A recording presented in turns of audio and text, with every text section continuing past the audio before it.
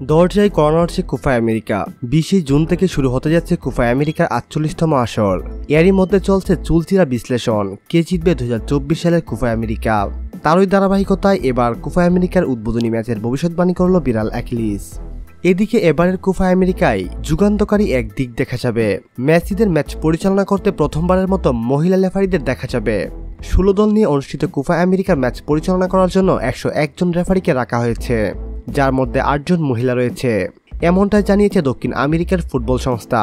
এদিকে কোপা আমেরিকার প্রথম উদ্বোধনী ম্যাচ নিয়ে ভবিষ্যৎবাণী করল বিরাল অ্যাকিলিস। অ্যাকিলিস দ্য ক্যাট এর রং সাদা, চোখ নীল। এক ঝলকে দেখলে মনে হবে আর 5টা বিড়ালের মতো সাধারণ অ্যাকিলিস, কিন্তু অ্যাকিলিসের বিশেষত্ব হলো সে বধির, কানে শুনতে পায় না, কিন্তু তার দারুণ ইন্দ্রিয় ক্ষমতা আছে। সে তার হৃদয় দিয়ে ভবিষ্যৎ দেখতে পায়।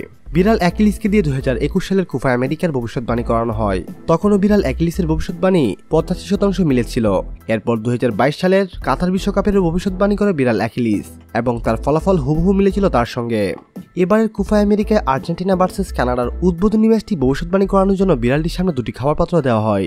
সেই সাথে এক পাত্রের সঙ্গে আর্জেন্টিনার পতাকা, অন্য পাত্রের সঙ্গে কানাডার পতাকা লাগিয়ে দেওয়া হয়। তার মধ্য থেকে বিরাল অ্যাকিলিস আর্জেন্টিনা দেশের পতাকা লাগানো খাবার পাত্রটি বেছে নেয়। আর এতে বোঝা যায় 2024 সালের কোপা আমেরিকার উদ্বোধনী ম্যাচটি আর্জেন্টিনায় জিতবে। সম্মানিত ভিউয়ার্স, আপনার মতে কি জিতবে, আর্জেন্টিনা নাকি কানাডা? আপনি আপনার ব্যক্তিগত মতামত আমাদের সঙ্গে শেয়ার করতে ভুলবেন না।